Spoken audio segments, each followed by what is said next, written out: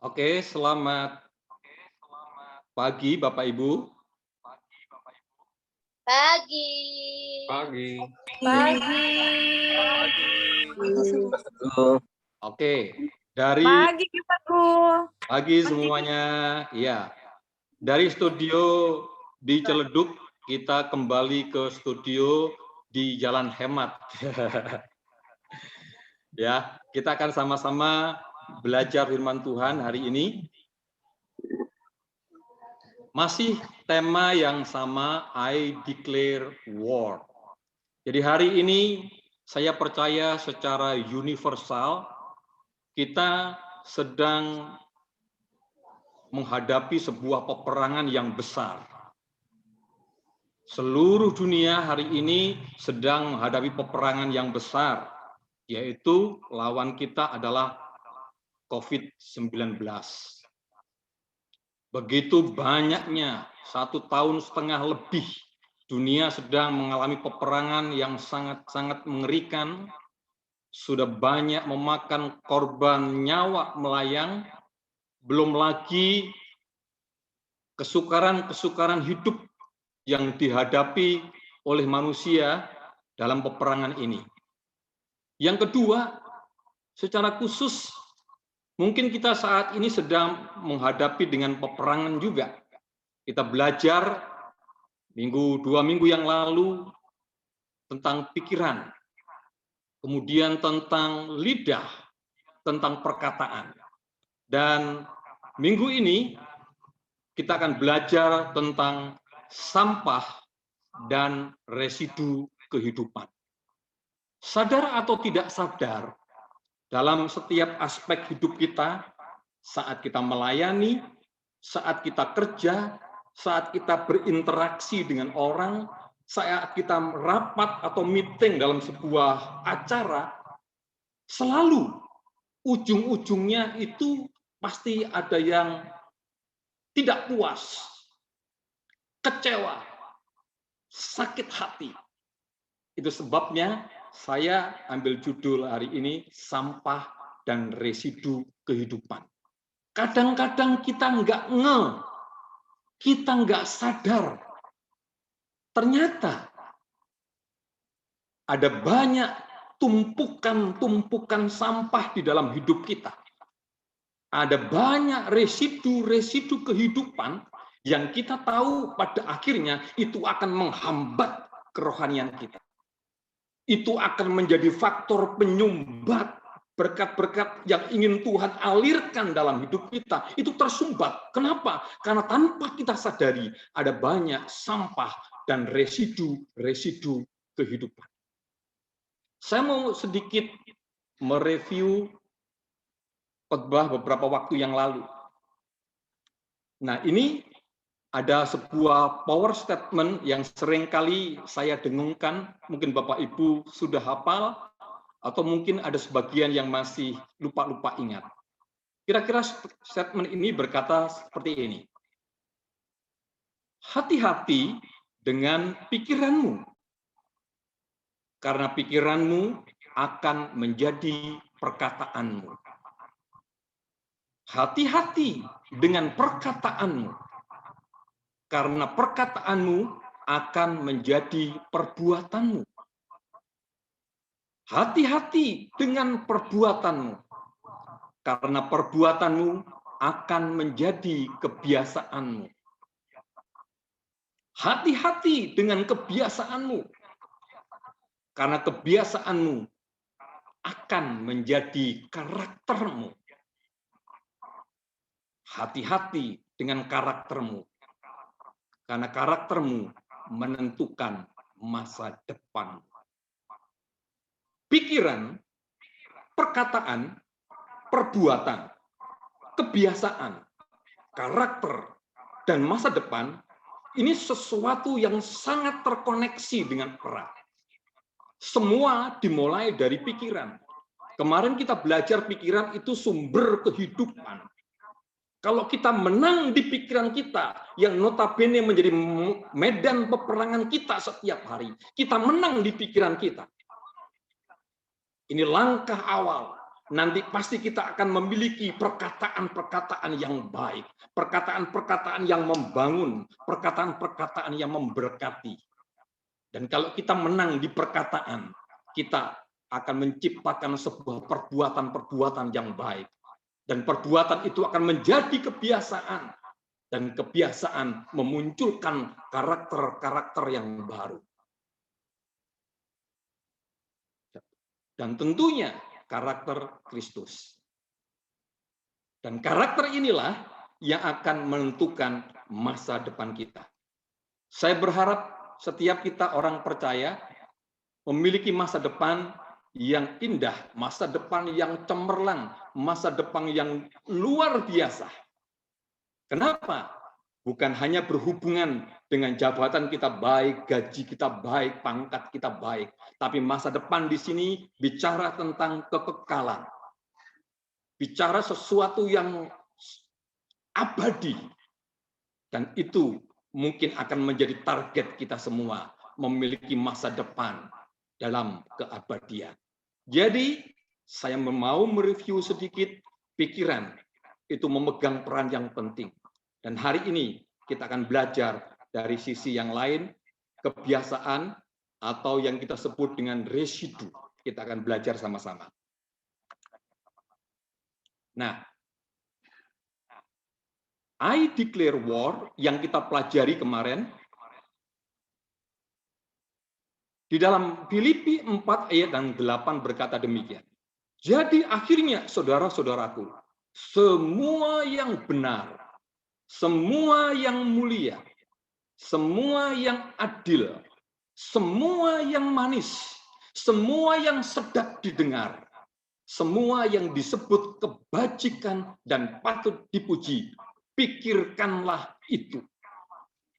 Jadi hari ini tugas kita dalam menghadapi peperangan ini adalah berpikir yang benar, berpikir yang mulia, berpikir yang adil, berpikir yang manis, berpikir yang sedap didengar, berpikir tentang semua kebajikan dan sesuatu yang patut dipuji. Itu yang menjadi peperangan kita. Dan yang kedua, Besok kan ya. ayat yang ke-8. Tapi capek, tergantung usinya lah. Kalau usi capek nggak usah.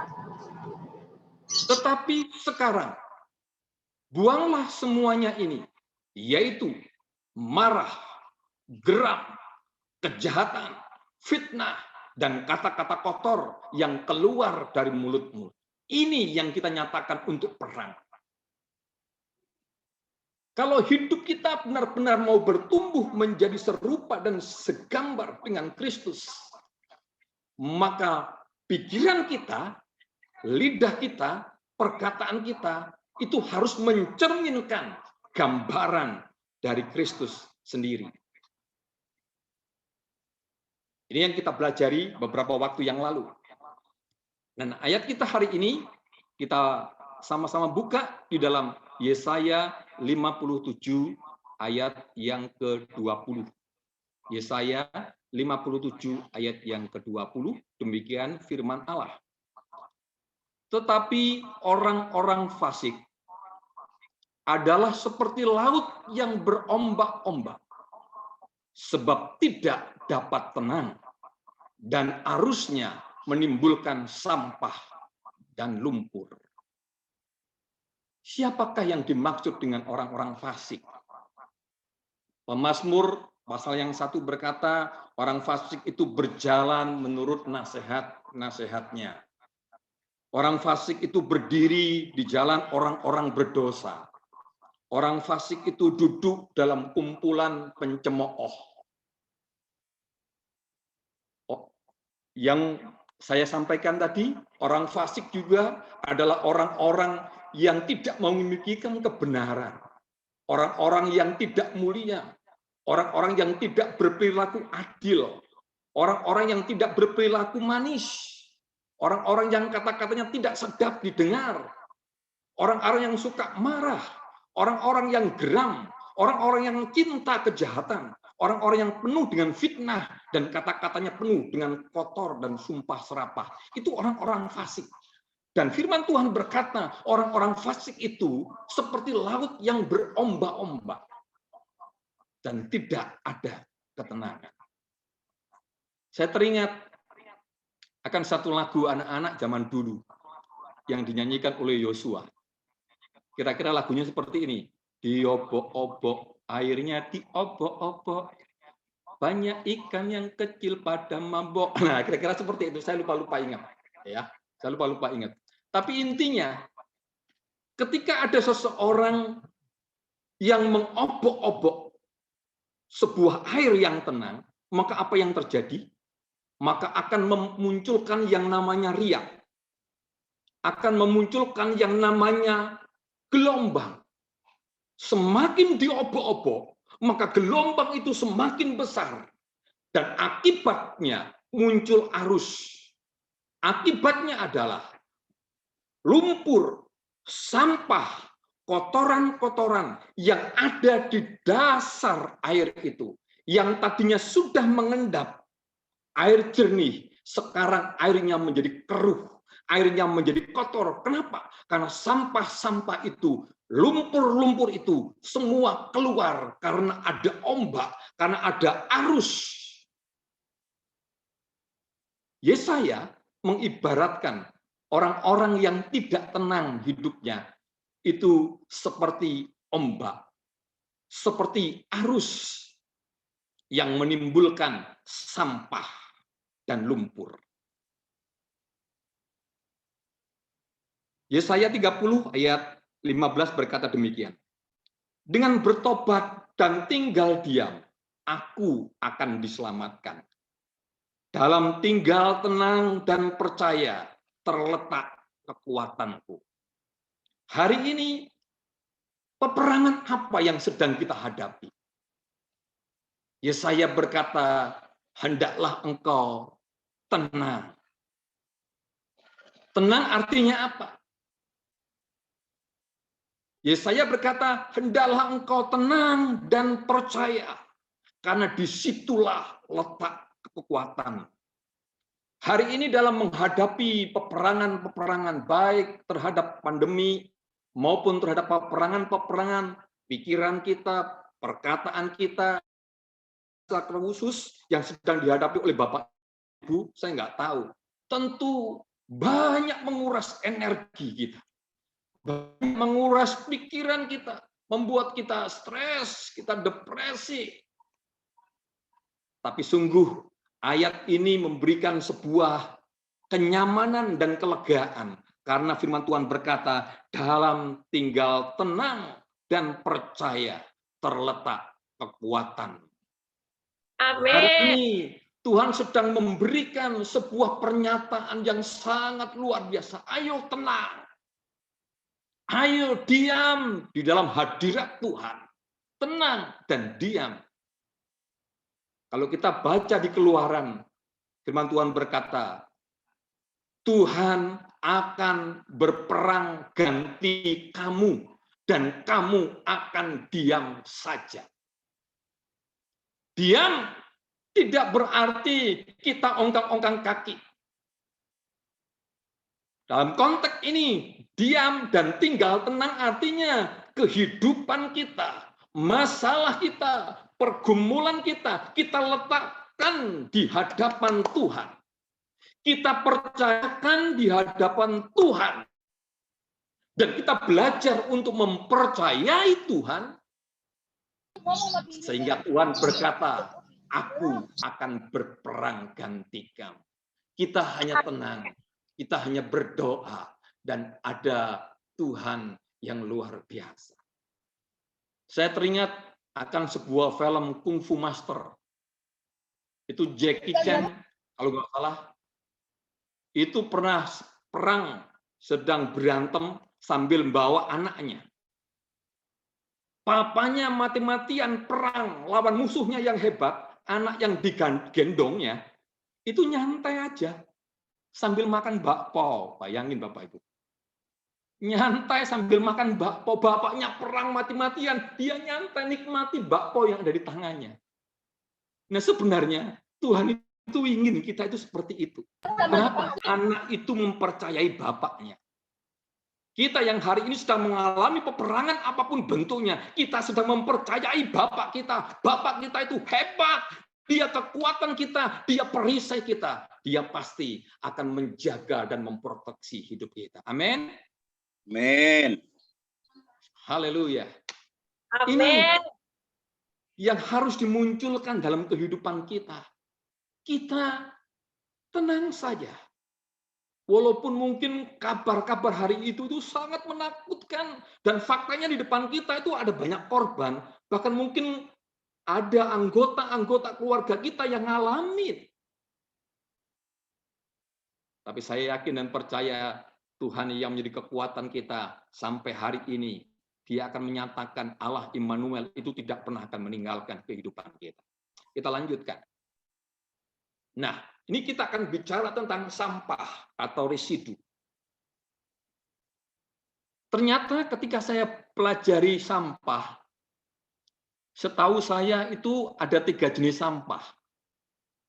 Ada sampah organik, ada sampah anorganik, ada sampah B3. Sampah B3 itu bahan beracun dan berbahaya.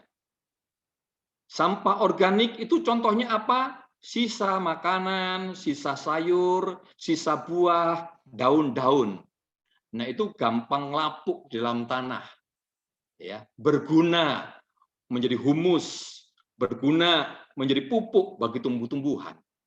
Tetapi ada sampah yang namanya anorganik, yaitu plastik bekas, gelas bekas, botol minuman dari plastik, yang dari plastik semua, itu nggak gampang lapuk. Sampai ratusan tahun nggak akan gampang lapuk. Nggak berguna. Ya, tapi kalau plastik bekasnya setruk, ya, plastik bekasnya segerobak, nah itu berguna, bisa jadi duit. Ya, itu berguna kalau banyak. Sekarang bisa dimanfaatkan. Nah, demikian juga sampah B3, benda-benda beracun dan berbahaya. Contohnya apa? Sampah beling, kaca, bekas kemasan, bekas disinfektan, bekas baterai, bekas air aki, itu bahaya Bapak Ibu. Nah, di lingkungan hidup, kalau yang di pabrik, mungkin sering kali di supervisi, termasuk di tempat saya kerja, itu kadang-kadang muncul dari dinas untuk ngecek pembuangan sampah. Makanya di tempat saya kerja itu ada 3 bak sampah, ya, merah, kuning, hijau, ya. Itu ada sampah organik, anorganik, dan sampah B3. Tetapi ketika saya masuk ke rumah sakit, ternyata ditambah lagi sampahnya. Ada sampah abu-abu, ya, dan satu lagi warnanya merah tapi agak oranye begitu. Nah, itu ada 2 lagi, yaitu sampah khusus kertas, ya, dan yang namanya sampah residu. Sampah residu itu apa? Maaf bicara, bekas pembalut, bekas perban, bekas popok bayi, ya, bekas puntung rokok dan sebagainya, ya, bekas masker-masker dokter itu, ya, kan mungkin ada virus COVID dan sebagainya, itu masuk residu.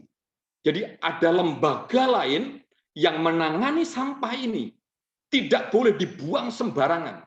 Kalau ketahuan dibuang sembarangan, itu bisa didenda, itu bisa ditangkap. Kenapa? Karena sampah residu sangat-sangat berbahaya terhadap lingkungan. Demikian pula secara rohani, sadar atau tidak sadar, ternyata dalam kehidupan kita ini ada sampah-sampah residu yang dampaknya itu bisa menjadi apa ya istilahnya? Mengkontaminasi, mencemari, membahayakan kehidupan kita secara rohani. Dalam kamus bahasa Indonesia, ya, itu diklik boleh, ya. Dalam kamus bahasa Indonesia, sampah itu artinya barang atau benda yang dibuang karena tidak terpakai lagi. Atau sampah disebut juga kotoran. Di dalam bahasa Yunani-nya, kata sampah itu berarti perikarma. Perikartarma. Kata peri berarti pinggiran. Dan kata katarma itu berarti hal yang dibersihkan. Jadi kata perikatarma dalam bahasa Yunani-nya artinya itu adalah dibersihkan mulai dari pinggiran. Dibersihkan mulai dari tepi. Kalau Bapak Ibu suka masak, ya, zaman dulu khususnya pakai arang atau pakai kayu, ya, masak singkong atau ubi, apa yang terjadi? Maka di dandang atau pancinya itu akan ada residunya, ada angusnya, ada arang,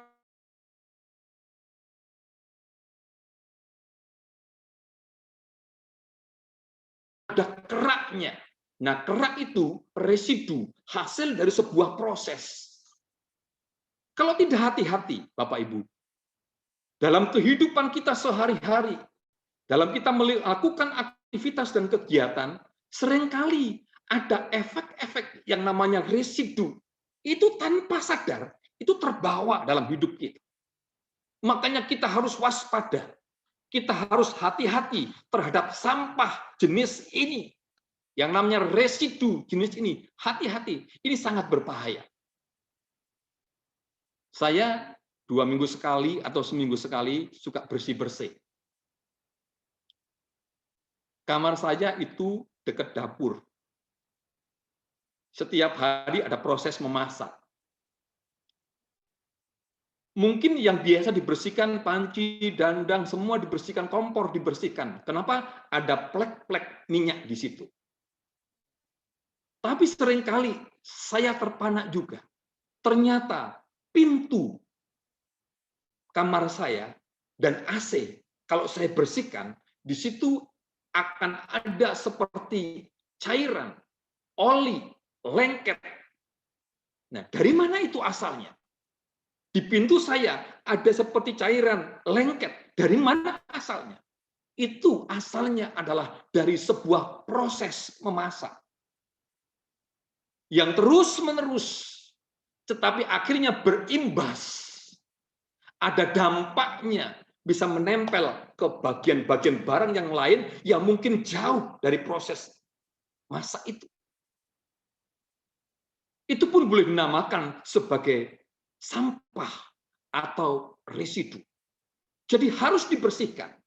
Yunani memakai kata perikatarma yang artinya setiap hari sampah itu harus dibersihkan dari pinggirnya. Dari sesuatu yang kecil, dari sesuatu yang sedikit demi sedikit harus dibersihkan. Perilaku, kebiasaan, sebelum menjadi karakter itu menjadi kebiasaan. Kebiasaan itu muncul dari perilaku yang berulang dan berulang. Makanya supaya tidak menimbulkan sebuah sampah dan residu yang menumpuk, maka dalam setiap aktivitas selesai kita kerjakan, selesai kita melakukan sesuatu, itu harus dibersihkan. Sampah itu, residu itu harus dibersihkan. Karena kalau sudah menjadi kerak, sudah menjadi dosa, sudah hidup di dalam dosa, itu susah untuk melepaskannya, susah untuk membersihkannya. Ini yang namanya residu. Nah, dalam bahasa kimia, residu adalah segala sesuatu yang tertinggal, segala sesuatu yang tersisa, atau berperan sebagai kontaminan dalam suatu proses kimia tertentu. Residu terkadang dapat disamakan dengan ampas, pengotor, atau sampah. Saya mencoba menggarisbawahi kata segala sesuatu yang tertinggal atau tersisa. Bapak Ibu tolong ingat dan digarisbawahi segala sesuatu yang tertinggal atau tersisa. Itu residu. Nah, dalam sebuah kehidupan, kita tentu sering menghadapi yang namanya peristiwa, aktivitas, atau momen apapun. Dan peristiwa, aktivitas, atau momentum apapun itu pasti akan meninggalkan sesuatu, pasti akan menyisakan sesuatu. Dan yang ditinggalkan atau disisakan yang pertama-tama adalah kenangan. Garis bawahi Bapak Ibu, kenangan. Dan yang kedua adalah kesan. Garis bawahi lagi, yang kedua adalah kesan. Jadi hati-hati dengan kenangan, hati-hati dengan kesan. Kamus Bahasa Indonesia berkata tentang kenangan. Kenangan adalah sesuatu yang membekas dalam ingatan. Sesuatu yang membekas dalam pikiran. Itu kenangan. Kenangan itu sangat penting. Mengapa anak-anak SD kelas 1 itu selalu diajari yang namanya peristiwa yang menyenangkan, peristiwa yang menyedihkan. Itu selalu. Saya punya anak 2 dan saya lihat, saya perhatikan kira-kira selalu mereka mempelajari itu. Jadi anak kelas 1 SD itu mereka bisa menyebutkan kenangan yang menyenangkan. Contohnya, saat ulang tahun diberi papa hadiah, punya adik yang baru, wah itu kenangan. Ya. Anak SD kelas 1 diajarin begitu. Dan seharusnya kita yang dewasa harus diajar juga kenangan saat dewasa. Kenangan setelah berkeluarga harus ada, Bapak Ibu. Contoh nih, mungkin Herman nih. Halo Bro Herman, ada Bro Herman? Halo. Halo, saya jadi contoh ya Herman ya? Ya, boleh. Misalkan nih, Herman, apa sih kenangan-kenangan yang istimewa setelah kamu dewasa? Ya, bisa bantu Man dijawab Man? Apa ya? Kenangan terindah setelah dewasa. Ya kenangan yang terindah itu sebenarnya waktu kita, waktu saya ya bisa punya keluarga dan punya anak-anak. Mungkin itu kali ya. Ternyata itu istimewa Punya banget keluarga, bagi saya. punya anak. Iya. Oke. Man. Ya. Di sebelahmu ada Niva nggak? Lagi masak. Lagi masak? Nggak ada ya, Man? Iya. Iya. Saya pikir tadi Niva ada di sebelahmu, Man. Jadi kamu nggak berani berkata demikian. Kenangan terindahku adalah ketika aku memiliki pacar yang pertama, kedua, dan ketiga. Untung Niva nggak ada di sebelahmu, Man. Ya, itu kenangan. Ya. Setelah dewasa ada kenangan-kenangan itu. Terus sebutkan kenangan yang tidak menyenangkan, Man. Apa ya? Ya mungkin ketipu orang kali ya. Ketipu orang ya, itu kenangan yang tidak menyenangkan ya. Wah, itu menyakitkan banget, iya. Menyakitkan. Nah, semua orang punya yang namanya kenangan. Ya, untung tadi Herman ngomongnya kenangan yang menyedihkan adalah ketika saya menikahi istri saya. Ya, karena banyak orang di sana yang itu pernikahan itu sebuah penyesalan loh. Justru dia punya kenangan sama mantan itu dikenang terus. Tapi pernikahan itu sekarang, istri yang sekarang itu menjadi sesuatu yang waduh, mengerikan. Ya, tapi puji Tuhan ya. Herman sudah pria sejati, dia menang ya. Itu tentu keluarga itu menjadi sesuatu yang sangat menyenangkan. Haleluya. Nah, ya. artinya apa? Artinya kenangan itu ternyata bisa menjadi sebuah residu. Apalagi kenangan-kenangan yang pahit. Itu bisa menimbulkan sebuah trauma. Orang yang pacaran putus, menikah cerai, itu mengalami trauma atas sebuah peristiwa-peristiwa yang dialami. Dan kenangan itu, kalau tidak dipatahkan, itu bisa menjadi sebuah trauma. Dan trauma itu akan bisa menghambat kita untuk bertumbuh secara optimal, secara rohani. Nah, ini Bapak Ibu yang tanpa kita sadari, ada banyak contoh-contoh sebenarnya yang begitu menguatkan kita. Betapa kenangan-kenangan itu bisa menjadi sebuah residu dalam kehidupan kita. Atau ada pula yang namanya kesan. Sesuatu yang terasa, yang terasa, terpikir sesudah melihat atau mendengar. Saat saya khotbah hari ini, sadar atau tidak sadar, Bapak Ibu sekarang atau nanti itu sedang membuat dan memutuskan atau mungkin sedang membuat sebuah proses kesan terhadap khotbah saya. Sadar atau tidak sadar, Bapak Ibu nanti akan memberikan sebuah keputusan, memberikan kesan kepada khotbah saya hari ini. Bisa yang positif, bisa yang negatif. Kenapa? Saya katakan kenangan dan kesan itu adalah sesuatu yang kita catatkan di dalam pikiran kita dan itu membekas menjadi sebuah ingatan. Baik itu apa yang kita lihat, baik apa yang kita dengar. Ya, Kak Teguh khotbahnya lama.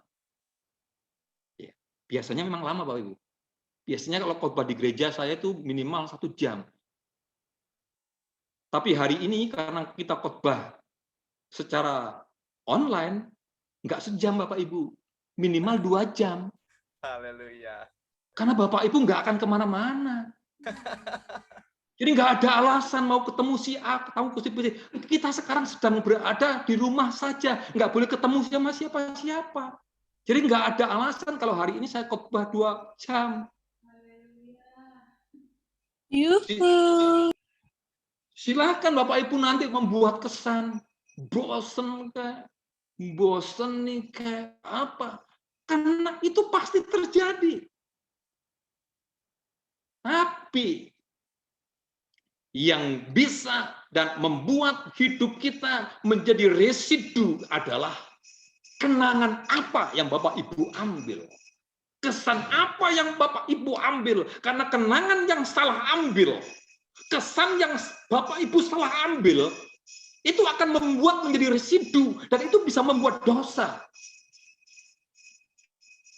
Jadi menghakimi. Bisa sakit hati Bapak Ibu. Ini contoh simpel, sederhana, dan Bapak Ibu sadar atau enggak? Saya beberapa waktu yang lalu, sebulanan lah, atau lebih mungkin, itu ada seorang teman yang kena COVID-19 dan parah dan harus diopnam. Karena ada teman ini orang yang cukup berada, tentu ada banyak orang-orang yang bersimpati dan berempati kepada dia. Ada yang nelponi, ada yang ngasih WA, ada yang ngasih SMS. Tujuannya baik? Baik. Tujuannya menyemangati. Sabar ya Pak, semangat ya Bu. Pertanyaannya, apakah etiket kita untuk memberikan semangat itu bisa berkenan kepada orang yang sedang sakit? Ternyata reaksinya beda.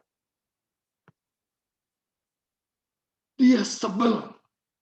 Dia nggak senang dengan SMS. Dia nggak senang dengan telepon. Dia nggak senang dengan WA. diblok. Kenapa? Dia berkata demikian. Enak aja.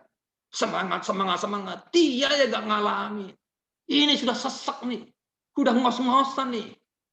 Nafas sudah sepenggal-sepenggal nih. Sudah dekat alam kubur nih, gitu. Yang ngasih semangat enak, ayo, semangat, semangat.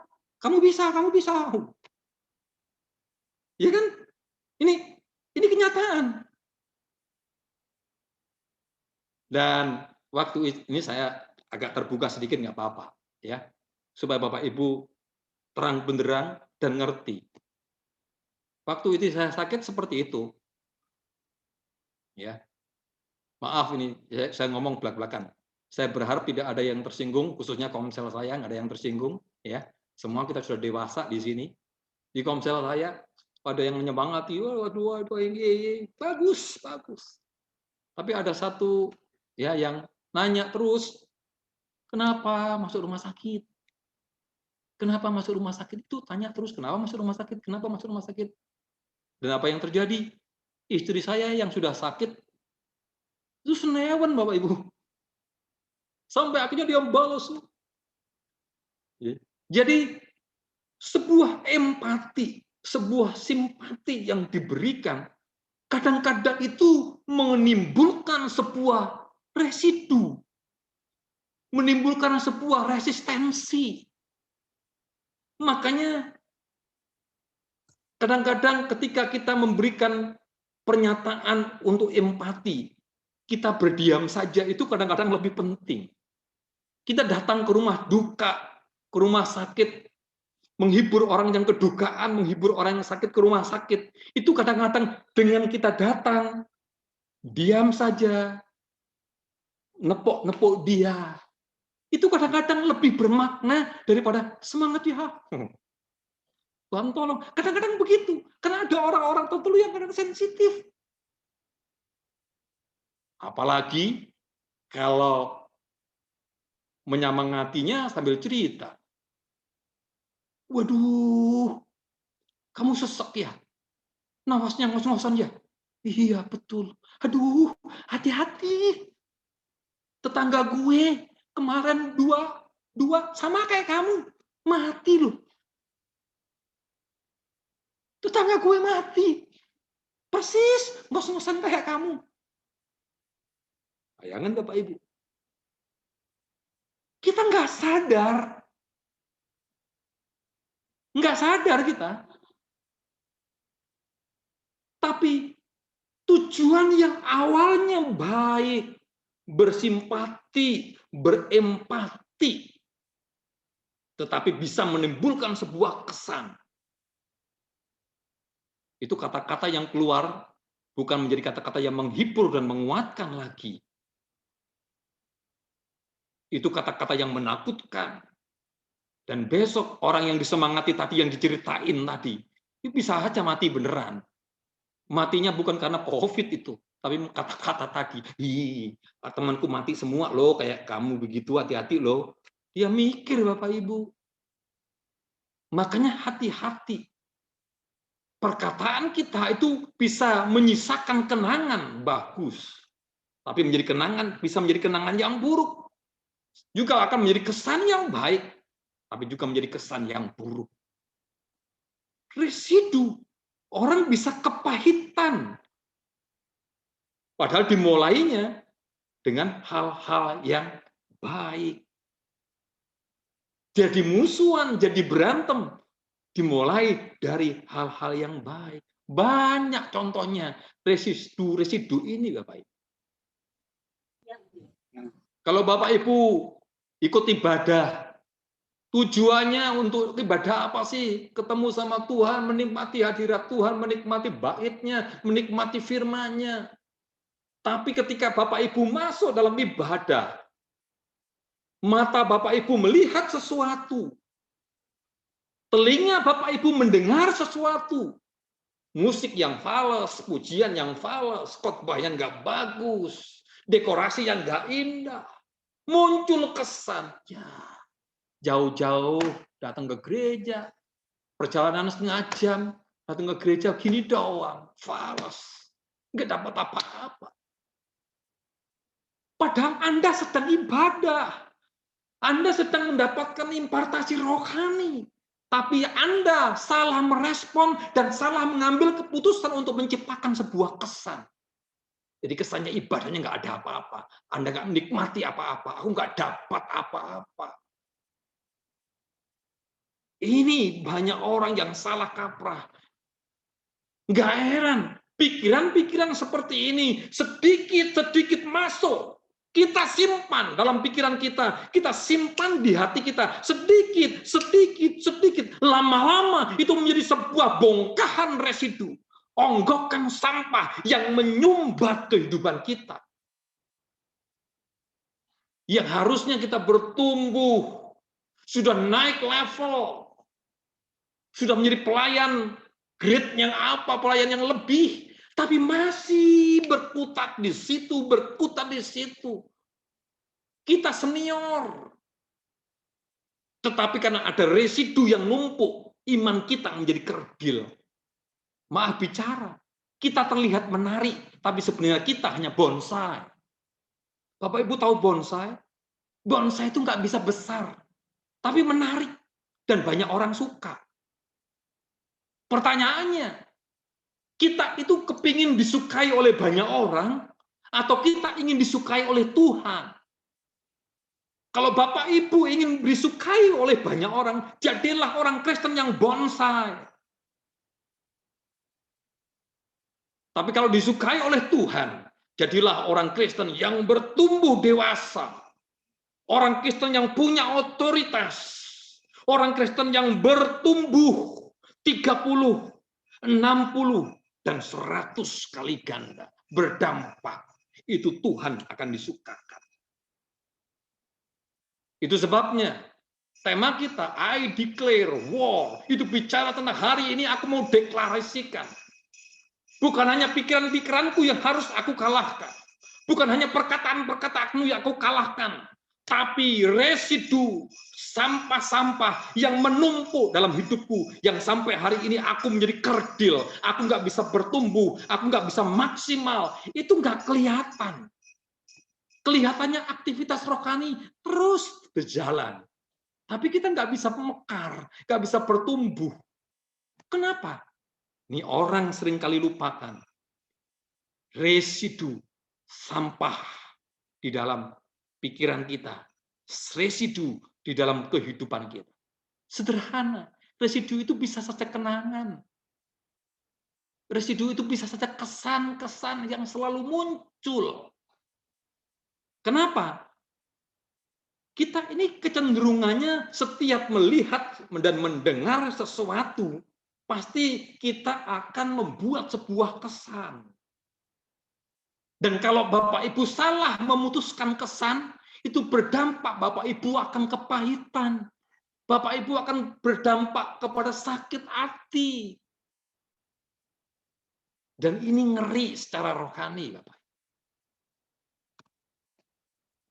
Jadi, jika Anda ingin menang terhadap residu kehidupan, yang pertama, Bapak Ibu, saya mau tekankan, jika kita ingin menang terhadap residu kehidupan, satu, pikirkanlah semua yang benar.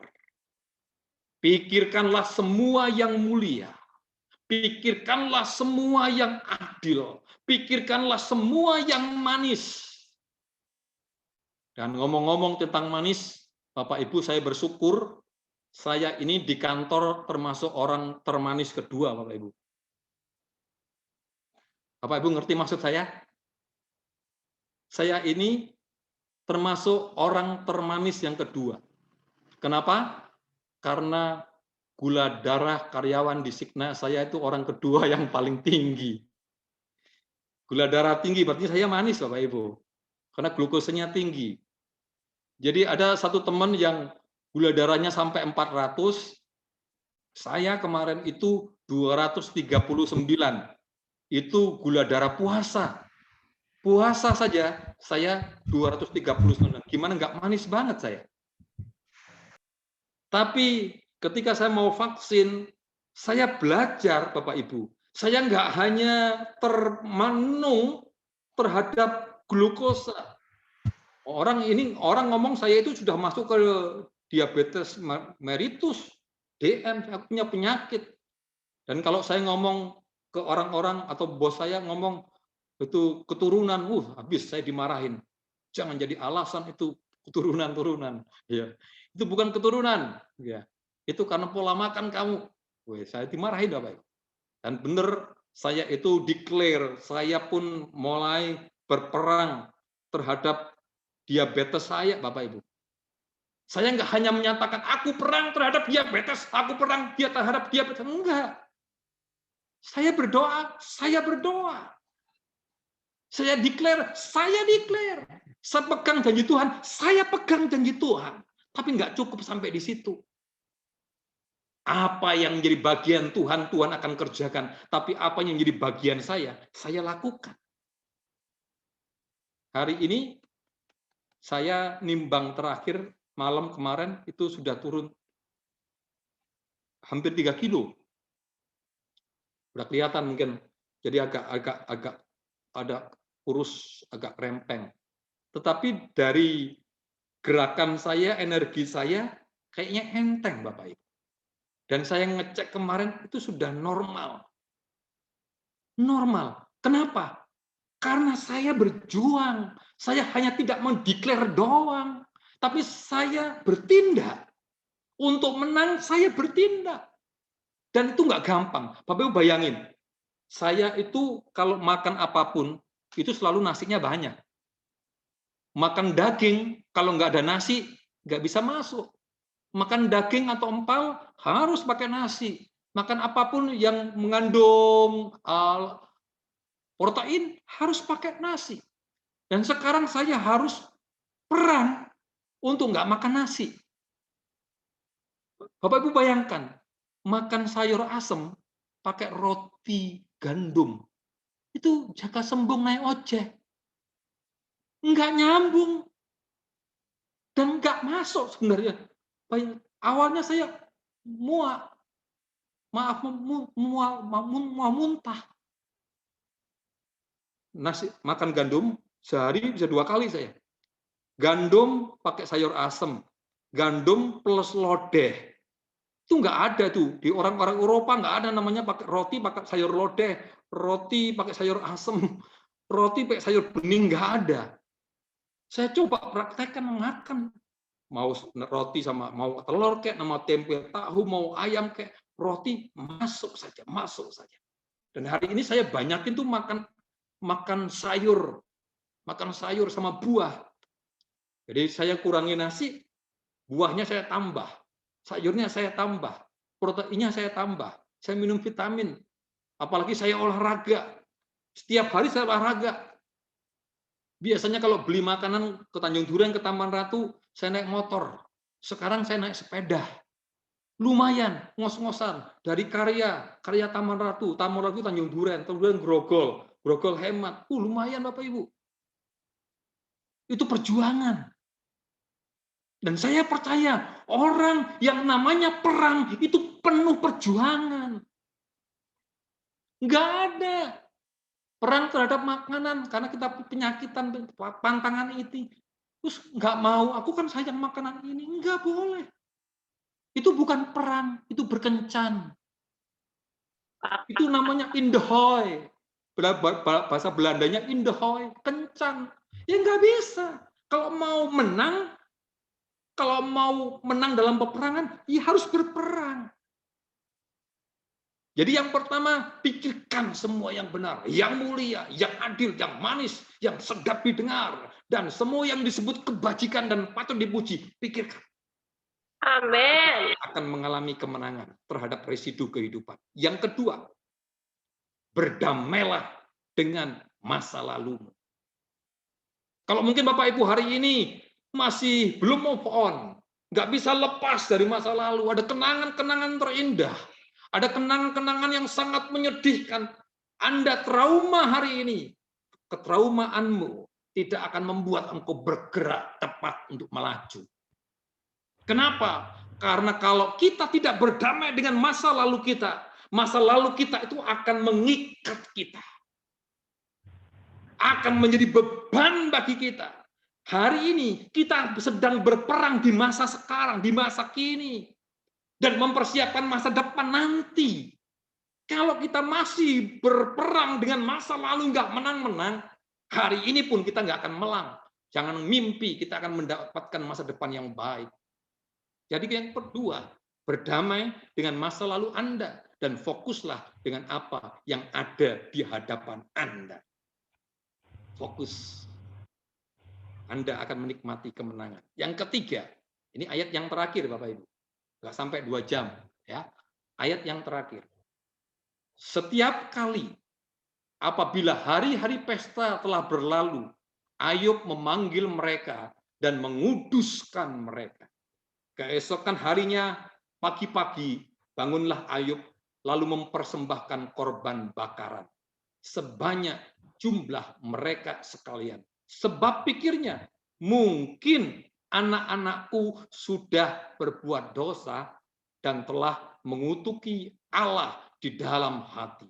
Demikianlah dilakukan Ayub senantiasa. Apa yang harus kita teladani dari ayat ini? Inilah figur Bapak yang baik.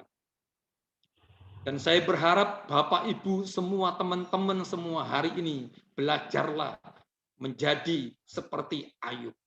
Walaupun mungkin kalian yang muda-muda belum punya keluarga, belum punya istri, tapi teladanilah nilai-nilai yang dilakukan oleh Ayub. Apa yang dilakukan? Setiap kali apabila hari-hari pesta, artinya apa? Ada aktivitas di luar.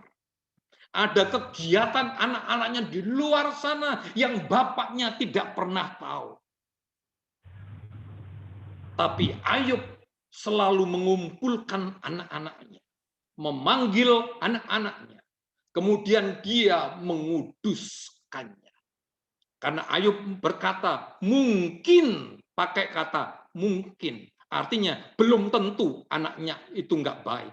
Saya yakin Ayub anak yang soleh, orang yang soleh, bapak yang soleh. Saya yakin anak-anak Ayub adalah anak-anak yang soleh. Hari-hari pesta yang dinikmati oleh anak-anak Ayub bukan pesta narkotik, bukan seks bebas, tapi pesta karena menikmati kemurahan Tuhan yang berlimpah. Tidak berdosa, tidak berdosa. Dia menikmati berkat Tuhan yang melimpah. Tetapi tindakan antisipatif dari Ayub adalah dia selalu berkata, mungkin anak-anakku sudah berbuat dosa. Itu sebabnya dia panggil, dia menguduskannya. Setiap hari, setiap ada aktivitas, dikuduskannya. Kenapa kita tidak bisa melakukan seperti ini? Setelah kita melakukan aktivitas, setelah kita kerja, setelah kita pelayanan, kita belajar untuk menguduskan. Kenapa harus dikuduskan? Karena kita tidak tahu apa yang kita kerjakan hari ini menyisakan, meninggalkan residu, meninggalkan sampah-sampah yang tidak pernah kita pikirkan. Ada orang-orang yang tersinggung akibat perkataan saya. Ada orang-orang yang tersinggung akibat perkataan kita. Ada orang-orang yang sakit hati akibat tindakan-tindakan kita tanpa kita sadari. Hanya aktivitas rutin, aktivitas hari-hari, aktivitas biasa, tetapi selalu kuduskanlah. Ampunilah dosa kami, Tuhan. Ampunilah kesalahan kami, baik yang kami sadari maupun tidak kami sadari. Ini sebuah tindakan iman yang luar biasa. Ini sebuah antisipatif untuk tetap memiliki kekudusan di hadapan Allah yang luar biasa. Amin. Amin. Amin. Haleluya. Mari Amin. hal ini, mari kita akan praktekkan. Kita bukan hanya declare, tapi kita wujud nyatakan dalam kehidupan sehari-hari. Sebelum saya serahkan kembali, Mari sama-sama kita akan tunduk kepala, kita akan berdoa. Saya mau berdoa buat Bapak Ibu.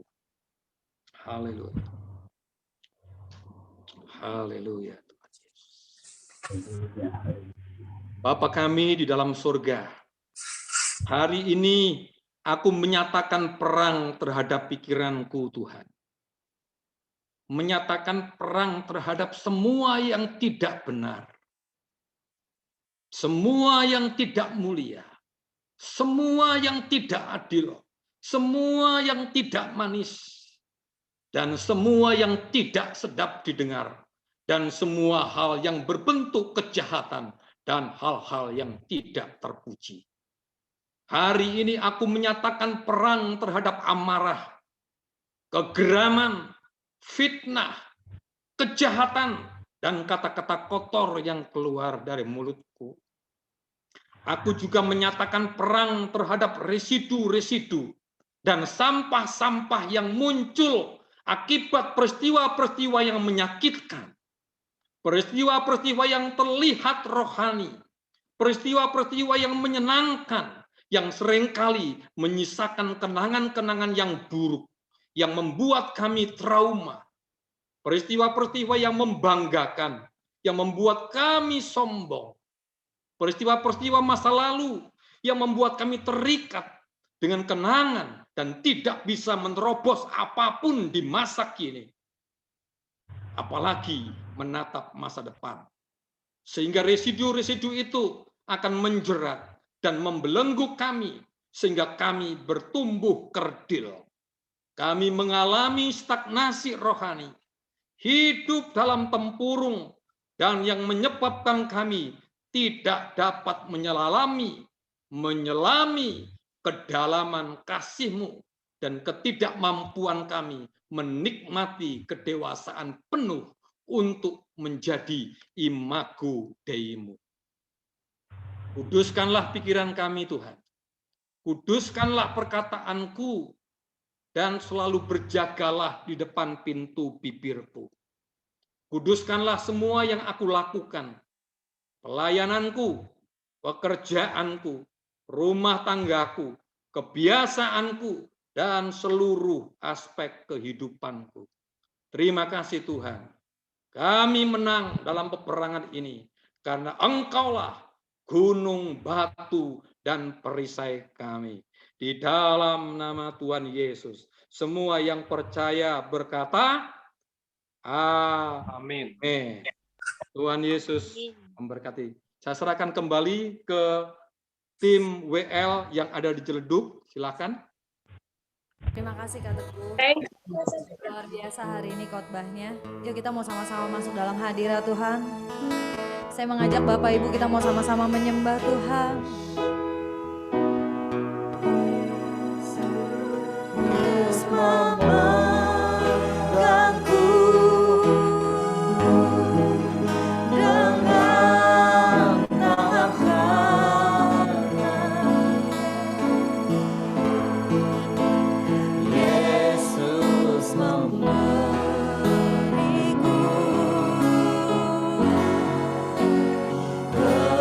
kemenangan.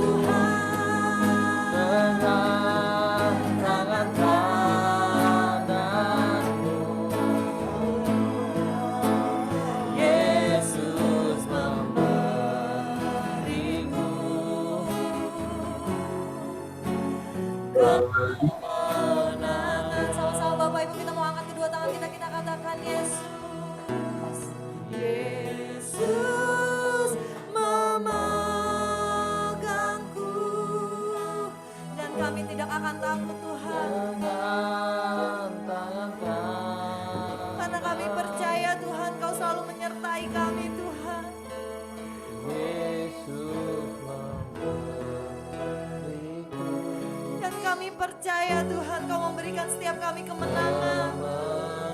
Sebab rancangan-Mu Tuhan bukan rancangan kegagalan Tuhan. Yes.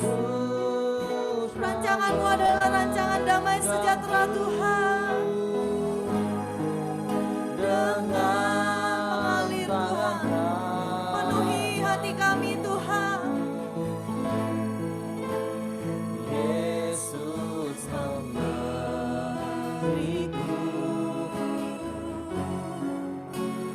kemenangan. Yesus memberiku kemenangan. Yesus memberiku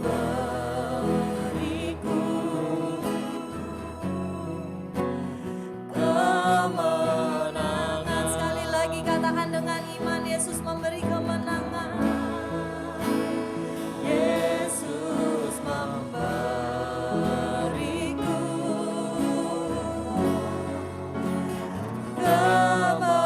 kemenangan. Haleluya. Kiralabasyikarabatakaralabase. Beberapa menit ke depan ini saya mengajak Bapak Ibu, kita mau sama-sama sembah Tuhan. Kita mau bangkitkan roh kita sebelum perjamuan kudus ini Tuhan. Yuk kita mau sama-sama, kita mau bangkitkan roh kita yang sudah bisa berbahasa roh. Yuk kita mau sama-sama berbahasa roh. Haleluya. Kirabasyikarabatakaralayaralalabase. Haleluya. Biar dengan mulut kami Tuhan kami memuji-Mu.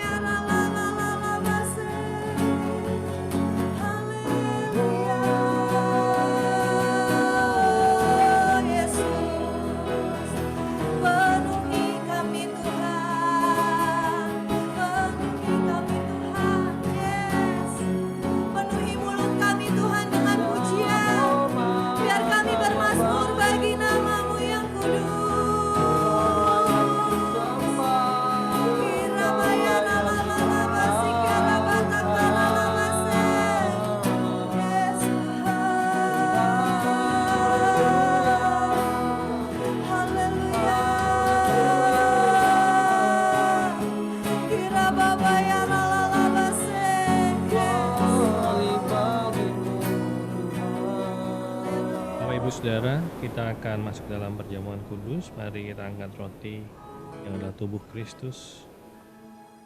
Kita berdoa dulu, Bapa. Kita berdoa, Tuhan kuduskan hidup kami umat-umat-Mu. Biar perjamuan kudus yang kami terima siang hari ini akan membawa berkat. Kemuliaan Tuhan dinyatakan. Anugerah Tuhan dinyatakan. Kemuliaan Tuhan besar dalam hidup setiap umat-umat-Mu. Terima kasih Tuhan Yesus. Dalam nama Yesus kami berdoa. Bapak Ibu Saudara, kita mau sama-sama mempersiapkan hati kita. Kalau ada anak-anak yang ikut perjamuan kudus, tolong orang tua mengawasi sehingga anak-anak bisa mengikutinya dengan sungguh-sungguh, tidak bermain-main. Saya akan bacakan firman Tuhan. Kita angkat roti yang ada tubuh Kristus dengan tangan kanan, tinggi-tinggi di atas kepala kita, dan sesudah itu ia mengucap syukur atasnya. Ia memecah-mecahkannya dan berkata, inilah tubuhku yang diserahkan bagi kamu. Perbuatlah ini menjadi peringatan akan aku. Mari kita makan sama-sama di dalam nama Tuhan Yesus Kristus.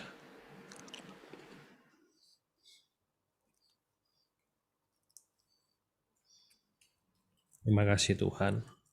Terima kasih. Kita mau mengenang pengorbanan Yesus di kayu salib. Kita mau mengingat pengorbanan Yesus di kayu salib. Ada kuasa, ada kemuliaan Tuhan, ada wujud kasih Allah yang besar kepada kita umat manusia. Mari kita angkat cawan kita. Demikian juga ia mengambil cawan, sudah makan lalu berkata, cawan adalah perjanjian baru yang dimeteraikan oleh darahku. Perbuatlah ini setiap kali kau meminumnya menjadi peringatan akan aku. Mari kita minum sama-sama di dalam nama Tuhan Yesus Kristus.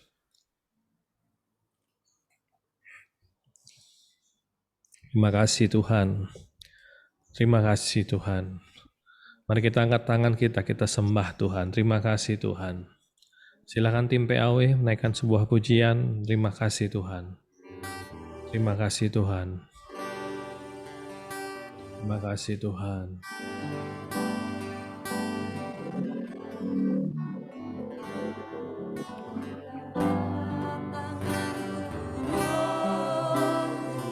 Terima kasih Tuhan. Haleluya.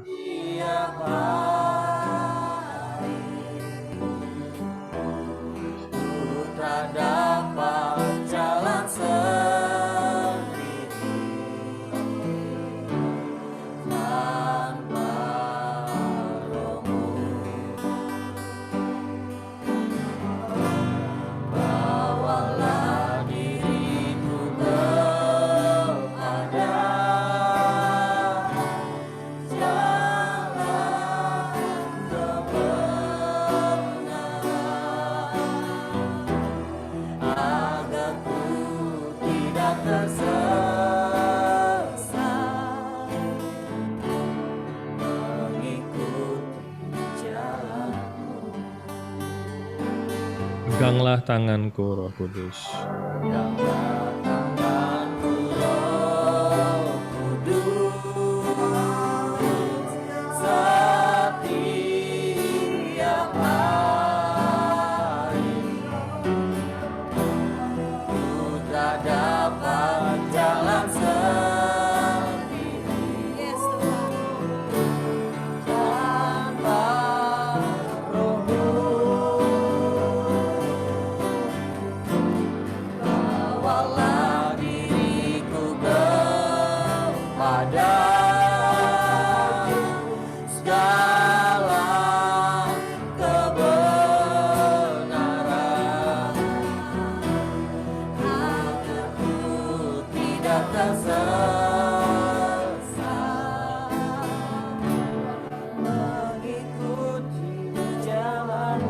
Sekali lagi naikkan pujian ini, mari seluruh jemaat angkat tanganmu kepada Tuhan.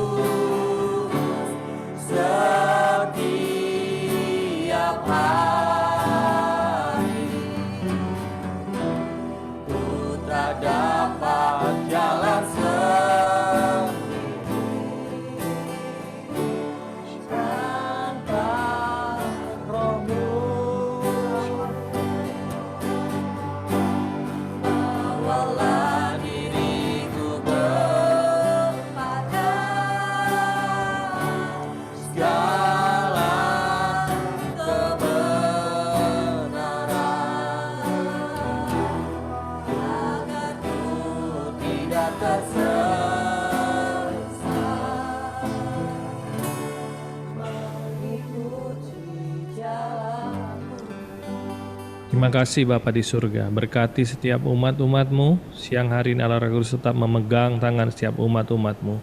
Sembuhkanlah yang sakit di dalam nama Yesus. Berkati setiap umat-umat-Mu Tuhan. Ada kemuliaan Tuhan, ada anugerah Tuhan, ada pertolongan Tuhan, ada mujizat, kesembuhan, tanda-tanda ajaib terjadi dalam hidup setiap umat-umat-Mu. Orang-orang akan melihat kebesaran Tuhan, orang-orang akan melihat kemuliaan Tuhan. Sampai setiap lutut bertelut, setiap lidah mengaku bahwa Yesus adalah Tuhan. Berkati setiap umat-umat-Mu Tuhan. Sepanjang minggu depan, setiap tugas, pekerjaan, aktivitas umat-umat-Mu diberkati oleh Tuhan, dijaga oleh Tuhan, dilindungi oleh Tuhan, dibuat berhasil oleh Tuhan. Dan kemuliaan-Mu memenuhi hidup setiap umat-umat-Mu. Tuhan berikan kesehatan yang sempurna. Ada tudung kemuliaan Tuhan menudungi, menaungi hidup setiap umat-umat-Mu Tuhan. Jauhkan dari segala sakit penyakit, sembuhkanlah yang sakit di dalam nama Yesus. Terima kasih Tuhan. Kami mau berdoa. Adapun rumah ini, adapun GPD Kasih Persaudaraan, kemegahannya yang kemudian akan melebihi kemegahan yang terdahulu. Dan di tempat ini, di GPD Kasih Persaudaraan, Tuhan akan memberikan damai sejahtera. Demikianlah firman Tuhan semesta alam. Terima kasih Tuhan Yesus, terima kasih. Dan siang hari ini Bapa, anugerahkanlah berkat yang terbaik daripada-Mu Bapa. Kasih sayang dari anak-Mu yang tunggal Yesus Kristus, tak persekutuan dari Allah Roh Kudus, menyertai hidup setiap umat-umat-Mu, mulai siang hari ini sampai Maranatha. Tuhan Yesus datang kembali di awan-awan yang permai. Dalam nama Yesus kami berdoa. Kita semua yang mengasihi Tuhan sama-sama katakan amin. Tuhan Yesus memberkati. Selamat